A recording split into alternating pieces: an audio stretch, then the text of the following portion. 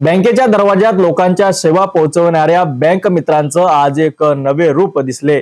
अन्यायाविरोधात पेटून उठलेले रूप कामांचा भार वाढतोय, जबाबदाऱ्या वाढतोय, पण हक्क कुठेच नाहीत। याच अन्यायाविरोधात आज डॉक्टर बाबासाहेब आंबेडकर चौक इरविन अमरावती येथे एक दिवसीय धरणे आंदोलन करण्यात आलं।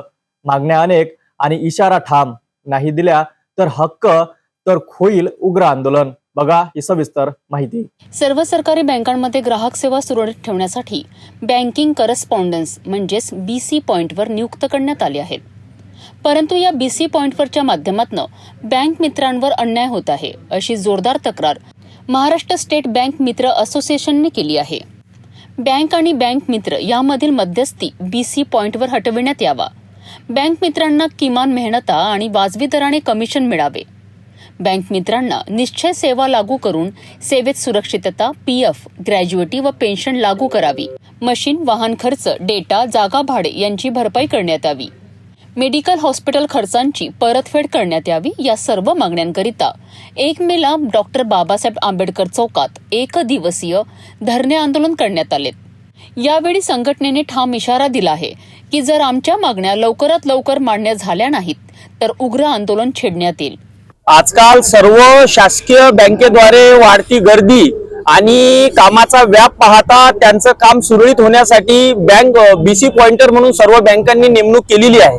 परंतु हे जे बीसी पॉइंटर नेमणूक केलेले आहे हे मध्यस्थी मार्फत केलेले आहे आणि पूर्वी याचं जे मिळणारं कमिशन होतं ते खूप मोठ्या प्रमाणात होतं, परंतु आता दिवसेंदिवस कमिशन सुद्धा कमी प्रमाणात येत आहे आणि ज्या मध्यस्थीने हे बीसी पॉइंटर अपॉइंटमेंट केले ते विनाकारण अर्ध कमिशन खात आहे। तर या आमच्या सर्व धरणे आंदोलनाच्या माध्यमातून आमची अशी प्रमुख मागणी आहे की हे जे कमिशन जे आमचं कमी आहे ते कमिशन वाढवून देण्यात यावं आणि थेट बँकेनं आम्हाला बीसी पॉइंटर म्हणून नियुक्त करावं, यासाठी आम्ही हे धरणे आंदोलन केलेलं आहे।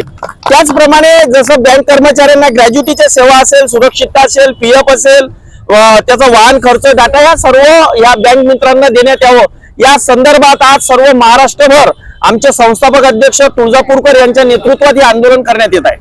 काय सांगाल, तुमच्या मागण्या पूर्ण झाल्या नाही तर समोरचं पाऊल काय राहणार? अन्यथा आता आमचा गांधीजीच्या मार्गाने जरी उपोषण असलं, परंतु आम्ही जसं गांधीजीचं तत्व मानणार आहोत तसं सुभाषचंद्र बोस यांचं रक्त सुद्धा आमच्या अंगात आहे।